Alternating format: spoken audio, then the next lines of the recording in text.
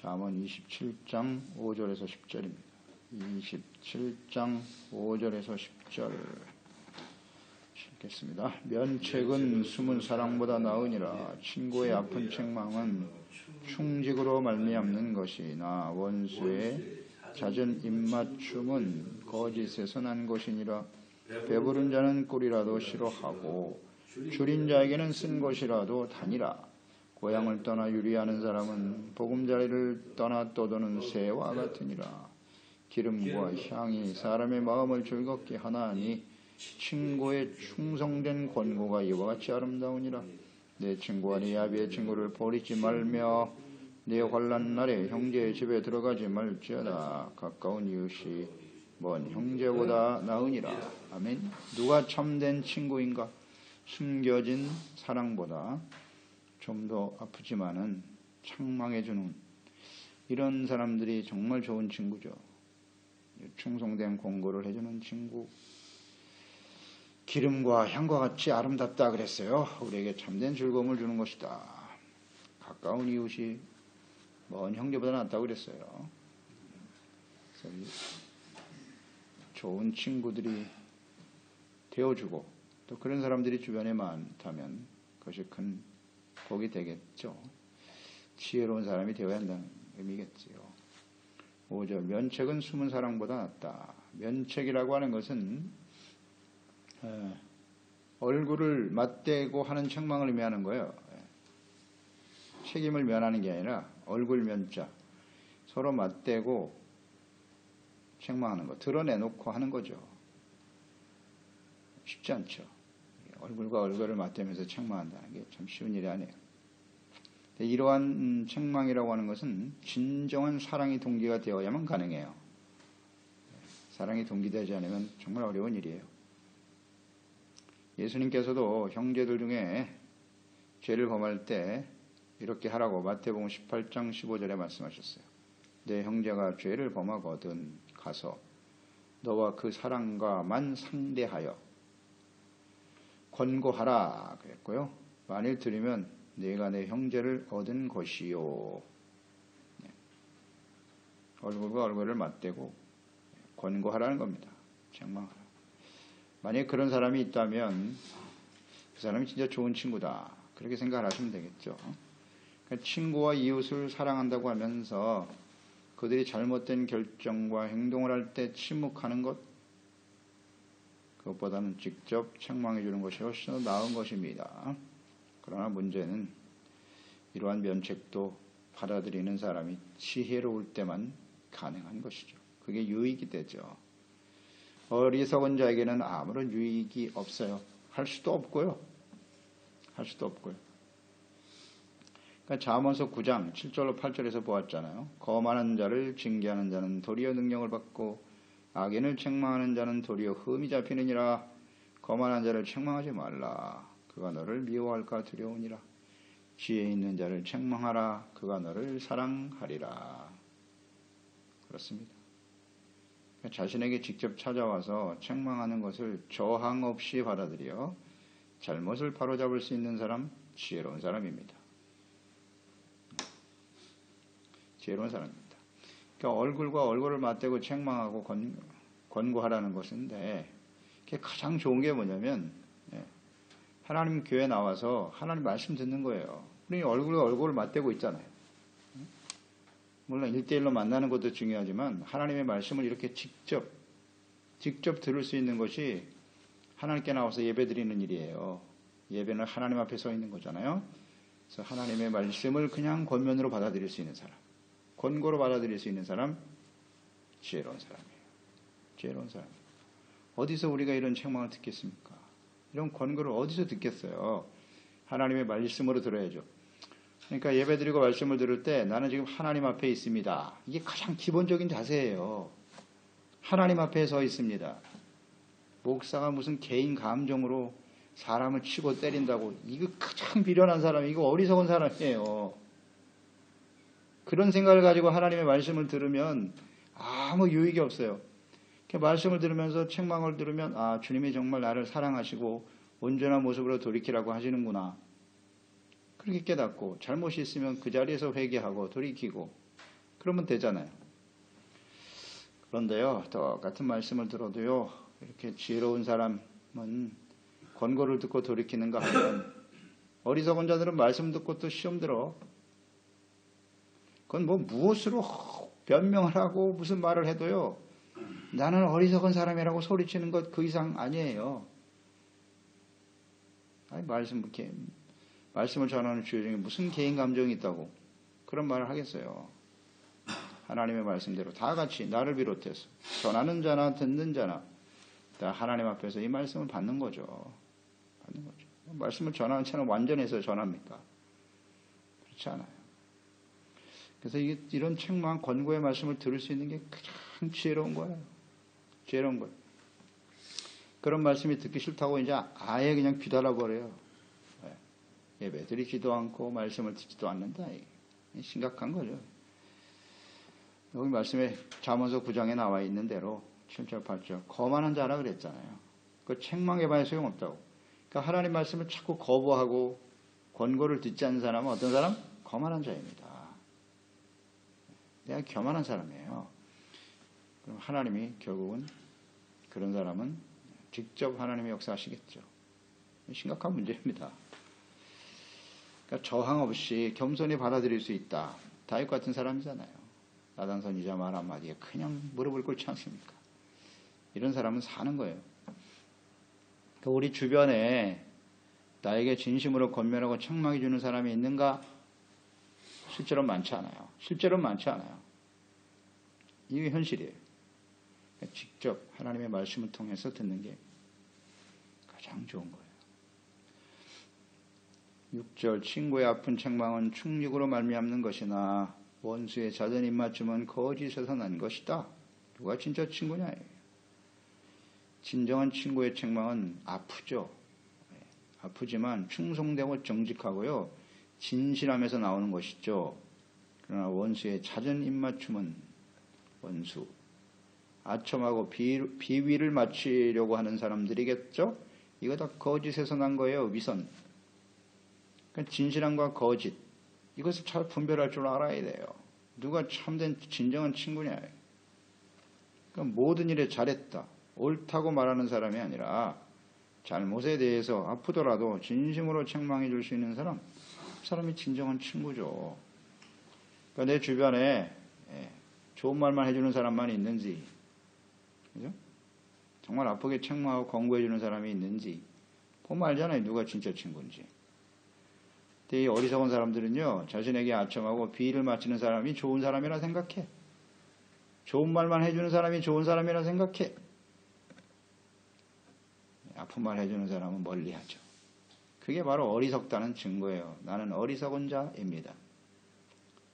그런 사람에겐 더 이상 권면을 할 수가 없어요. 안 그렇습니까? 말씀대로요. 이 어리석은 사람한테는 아무리 권면해봐야 소용이 없어요. 오히려 싸우려고 덤벼들고요.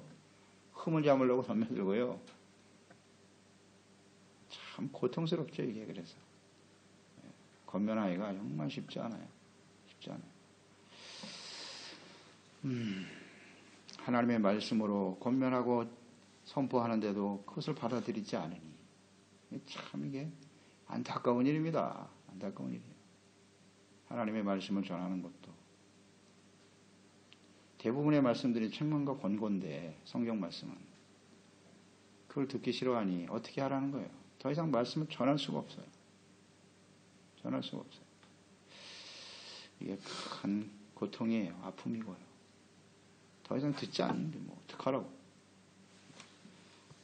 그게 하나님의 말씀을 전하는 종들의 큰 갈등과 고민입니다. 이 말씀도 안 들으면 뭐 이제 더 이상 아무 대책이 없는 것이거든요. 하나님 말씀도 안 듣는데. 그래서 이렇게 하나님의 진실한 마음으로 책망해 줄 수 있는 좋은 친구를 두는 것이 얼마나 소중한 것인고, 그러니까 충직함과 이 아첨을 구분할 줄 아는 사람, 그게 정말 지혜로운 사람이에요. 7절 배부른 자는 꿀이라도 싫어하고 줄인 자에게는 쓴 것이라도 달다. 이게 잠언서 말씀은요, 이거 한 절 한 절이 정말 진리의 진리. 다시 한번 늘 고백합니다. 모든 시대의 모든 사람들에게 적용된, 내가 지혜로운 사람인지 어리석은 사람인지 확 드러나잖아요. 그냥 정확하게 아이고, 아주 얼마나 놀라운 은혜, 지혜인지 말이죠. 부자, 산의 진미를 먹어도요, 꿀도 싫어한다 그랬어. 그 맛있는 꿀도 싫어한다. 아무리 좋은 음식을 먹어도 만족함이 없다는 거예요. 그런데 먹을 것이 없는 가난한 자에게는 쓴 음식도 그걸 먹으면서도 달게 느낀다. 그러니까 배부른 자는 좋은 음식을 먹으면서도 그걸 당연하다고 생각하고요. 감사할 줄 몰라. 만족과 감사가 없어요. 그런데 가난한 사람은 쓴 음식이라도 감사할 줄 안다. 감사와 만족을 모르고 매사에 실증을 내는 사람. 이 배부른 자죠. 오히려 작은 것에 만족하고 감사할 줄 아는 가난한 사람이 더 행복한 사람이다. 행복한 사람이다. 누가 더 행복한 사람이냐? 작은 일에 감사할 줄 아는 거예요. 만족할 줄 아는 거예요. 이게 진짜 행복 아닌가? 가난한 사람에게, 가난한 자에게. 누가복음 1장에 보면 성령으로 잉태한 이후에 이 마리아가 엘리사벳을 찾아가는 장면이 나오죠.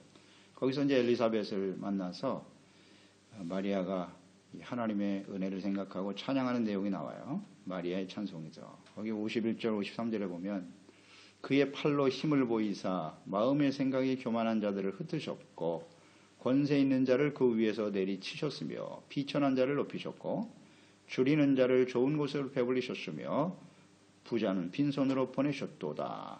이런 찬양을 합니다. 그러니까 자신이 아주 낮고 천한 한 여인인데 이 가난한 나에게 하나님이 엄청난 은혜를 주셨다는 거예요. 하나님이 임하셨다는 거죠. 이것을 지금 찬양하고 있는 내용이에요. 가난한 자에게 임하셨어요. 권세 있는 자도 있었고 많은 부자도 있었어요. 그런데 비천한 자신을 하나님이 높이셨다는 거죠. 줄이는 자를 좋은 곳으로 배불리게 하신 분이 바로 하나님이셨다. 이런 찬양을 하지 않습니까? 가난한 자에게 임하신 하나님 그리스도. 누가복음 4장 18절에도 예수님의 고백이죠. 주의 성령이 내게 임하셨다. 이는 가난한 자에게 복음을 전하고 내게 기름을 부으신 것이다. 포로된 자를 자유케 하고 눈먼 자에게 다시 보게 함을 눌린 자를 자유케 하기 위해서 예수님을 보내셨다는 거죠. 또 마태복음에 팔복의 시작이 전에 심령이 가난한 자는 복이 있다. 가난한 자. 왜 하나님께서는 이 가난한 자들에게 임하셨는고 그 의미를 알겠죠? 뭐 진리입니다. 배부른 자는 복음의 말씀에 관심이 없어요. 자신이 먹고 사는데 뭐 전혀 부족함이 없는데 복음의 말씀에 귀를 기울이겠어요? 그래서 부자가 천국 들어가기가 어려운 거예요. 가난하기 때문에 하나님의 말씀을 소중하게 여기고 생명의 소중함을 알고 갈급한 심령이죠. 가난한 자. 하나님 앞에 겸손한 사람들이라고 보면 되겠죠? 예. 그래서 우린 잘 생각해 봐야 돼요. 어떤 것이 진짜 행복이냐? 진짜 행복. 많은 것을 누리며 살아가는 것을 우리는 삶의 목표로 삼는데요. 삶의 목표가 아니에요. 의미가 없어요, 그러니. 그렇기 때문에 인생이 갈수록 갈급해지는 겁니다. 맨날 매사에 실증이나 내고 짜증이나 내고 참 안타까운 일입니다. 항상 감사해야죠. 네. 심령이 가난한 사람은 언제나 감사해요. 그리고 주님을 의지하게 되고요. 항상 기도하고 주님을 바라보게 되고요. 언제부턴가 하나님께 손을 놓아버리는 거예요. 기도도 끊어지고 말씀 묵상도 끊어지고 예배도 끊어지고 자기 힘으로 살만하다는 거죠. 이게 오늘 이 시대의 모습이에요. 그 예배드리고 말씀 한 절 듣고 깨닫는 게 얼마나 가치 있고 소중한 것인데 그걸 몰라요. 그걸 몰라요. 쓴 것을 먹어도 달게 여긴단 말이에요. 하나님의 책망의 말씀을 공고의 말씀을 들어도 이게 정말 소중한 생명의 말씀이로구나. 할렐루야. 우리 신앙생활 할 때 좀 잘 돌이켜보세요. 우리가 처음 예수님 만나서 변화되었을 때 그 말씀 한 절 한 절이 얼마나 꿀송이 같이 달았습니까? 예배드리고 말씀 듣는 걸 그날을 기다렸잖아요. 사모하고. 근데 언제부턴가 예배드리고 말씀 듣는 게 싫어져요. 아하, 이거 참. 이거 이미 배불렀다는 거예요. 감사할 줄만 내가 살아있는 게 하나님의 은혜인데 이런 걸 몰라요. 그리고 매일 원망 불평만 쏟아내고 있다. 이 심각한 상태입니다. 이건. 그건 지혜로운 사람이 아니에요. 그럼 뭐 감사가 있겠어요? 무슨 일을 만나도 꿀을 먹어도 달게 여기지 않는다 이거죠. 안타까운 일입니다. 잘 생각해 보세요. 우리는 모든 일에 감사하며 살아가고 있는지. 8절 고향을 떠나 유리하는 사람은 보금자리를 떠나도는 새와 같다. 고향을 떠나 유리하는 사람이라 이것은 사람이 마땅히 있어야 할 자리 혹은 본분 이것을 망각하고 그 길에서 벗어나 방황하는 사람을 의미하는 거예요. 이것은 보금자리를 떠나 떠도는 새와 같다. 평안이 없겠죠. 일단 보금자리는 안식 있잖아요. 안식처. 새와 같이 이렇게 떠드는 새와 같이 평안이 없을 것이고 항상 불안하겠죠. 네, 불안하고 또 인생이 굉장히 피곤하고 힘들겠죠. 유리하는 인생. 잘 생각해 보세요. 우리의 고향은 어디입니까? 우리의 본향은 어디예요? 하나님의 나라잖아요. 예수 그리스도 안에서 하나님 안에서 말씀 안에서 영원한 하나님의 나라의 본향에 대한 소망을 두고 사는 사람 그게 지혜로운 사람 아닌가요? 본향을 떠나버렸어요. 우리 인생이 그런 거예요. 하나님께로부터 났다가 하나님과 함께 살다가 하나님께로 가는 게 우리 인생 여정인데 본향을 떠나버렸잖아요. 하나님을 떠나버렸어요. 뭐 이 세상에 있는 사람들은 다 그럴 수밖에 없지만은 하나님이 친히 찾아오셔서 하나님이 우리 아버지가 되시고 예수 그리스도로 말미암아 우리가 하나님의 자녀가 되어 살아가는 이 놀라운 은혜와 축복을 받은 사람들이 본향을 떠나 그리스도를 떠나고 하나님 말씀을 떠나고 세상에서 말이죠. 평안과 만족을 누려보겠다고 돌아다녀요. 이거 어리석은 자입니다. 절대 평안이 없어요. 경험해보면 알겠죠. 피곤하고 힘듭니다. 하루하루가 불안해요. 하나님이 없는 사람들은 아예 이거 자체를 인식하지 못하고 살겠으나 어디서부터 이런 불안함과 근심, 걱정, 염려가 찾아오는지 모르겠지만 하나님을 떠난 사람들은 알아야죠. 아, 내가 하나님을 떠나서 그렇구나.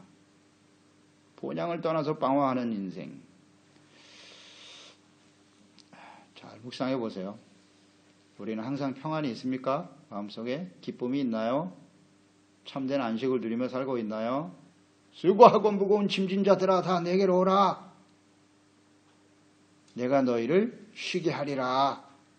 안식 있잖아요. 주님 안에 안식이 있는 거예요. 예수님 안에, 말씀 안에, 성령 안에.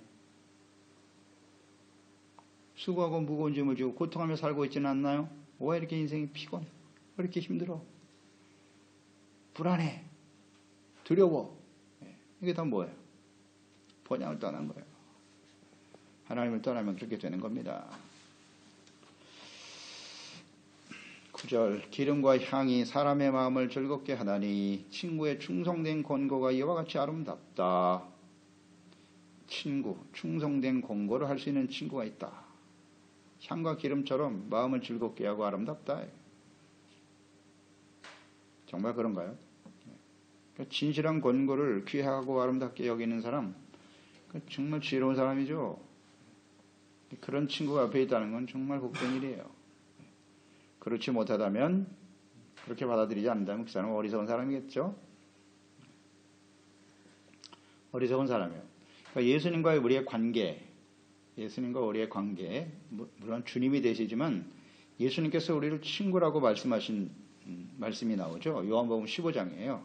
14절 15절에 15장 14절 15절 너희는 내가 명하는 대로 행하면 곧 나의 친구다.